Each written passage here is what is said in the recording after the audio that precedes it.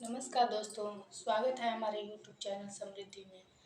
दोस्तों, जब मैं आज सुबह उठी हूँ और पूजा कर रही थी तो सोची हूँ कि आज हम अपने पूजा से जुड़े कुछ बात अपने दोस्तों को बताएं, जिसको करके कुछ लोग होते हैं जिनको उसको पता नहीं रहता है तो उसमें वो गलती कर देते हैं।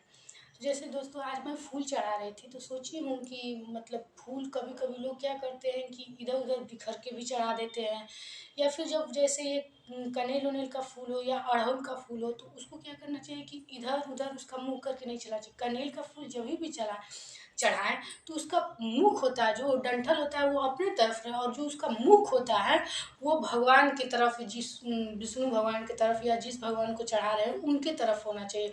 वैसे तो कनेल का फूल सिर्फ को विष्णु भगवान को या राम जी को भी चढ़ाया जा सकता है, तो उसका मुख उसके तरफ होगा। और जैसे बेलपत्र हुआ, बेलपत्र हम जब शिव भगवान को चढ़ाने जाते हैं शिवलिंग पर, फोटो के सामने तो शिवलिंग वो चढ़ाना, बेलपत्र चढ़ाना नहीं चाहिए। तो शिवलिंग पे जब चढ़ाने जाए तो जब उसको जो एक सीधी पत्ती होती है चिकनी वाली, तो उसको पलट के चढ़ाना चाहिए। कभी भी ये नहीं कि ऐसे उठाए इस तरह रख दिए और कुछ ना आए, तो उस समय सिर्फ वो शिव भगवान का नाम लेकर ही सही, लेकिन वो पत्ता जब चढ़ाएं तो शिव भगवान का नाम लेते रहें। जैसे उस पत्ते पर, और कुछ लोग होते हैं उस पत्ते को ऐसे ही चढ़ा देते हैं, लेकिन उसमें एक सिंपल सा है, पीले चंदन से यदि उस पर आप राम राम लिख दें तो उसका फल तिगुना मिलता है। इसलिए आप हो सके तो उस पर चंदन से राम राम लिख कर ही वो बेलपत्र को चढ़ाएं।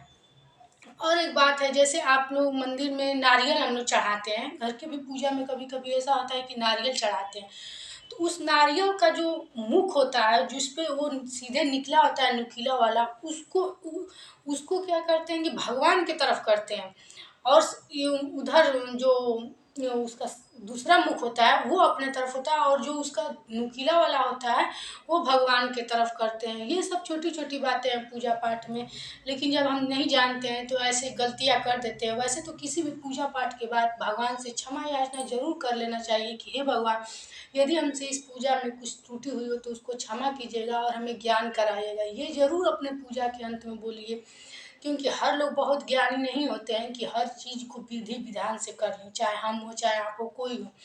इसलिए पूजा पाठ के अंत में ये बात क्षमा याचना जरूर मांग लेनी चाहिए कि हे भगवान, जो हमसे गलती हुई हो उसको क्षमा कीजिएगा।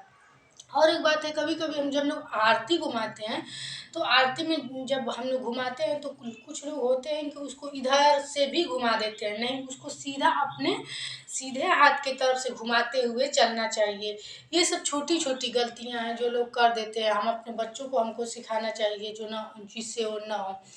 और दोस्तों, जैसे हम मंदिर जाते हैं तो कुछ लोग होते हैं चार चार बेलपत्र, चार पत्ती, वैसे तो चार पत्ती वाला बेलपत्र मिलता नहीं है, लेकिन चार पत्ती वाला बेलपत्र नहीं भगवान को चढ़ाना चाहिए, तीन पत्ती वाला ही बेलपत्र माना जाता है। और बेलपत्र में कभी डंठल नहीं होना चाहिए, और उसमें कभी छिद्र उद्र वाला नहीं चढ़ाना चाहिए। और डंठल तो बिल्कुल नहीं होता है, ऐसे कहा जाता है कि वो कांटा के समान शिव भगवान में धंसता है, इसलिए कांटा वाला कभी न चढ़ाए। और बेलपत्र, यदि आपको बेलपत्र न मिल पाए चढ़ाने के लिए तो आप क्या कर सकते हैं कि जैसे कोई बेलपत्र चढ़ाया और उसको धुलकर भी वो बेलपत्र आप शिव भगवान को चढ़ा सकते हैं। ये छोटी छोटी बातें आज मैं जब सुबह पूजा कर रही थी तो मेरे मन में आया, मैं सोची आप लोग को भी ये बताऊं। मैं सब छोटी छोटी बातों को सोचती रहती हूँ, याद ये अपने जब जीवन में उसको करती रहती हूँ कि ऐसी बातें तो मैं आप लोगों को भी सोचती हूँ कि वो बातें सब आप लोगों को भी बताऊँ। इसी के साथ फिर मिलेंगे। जय श्री राम।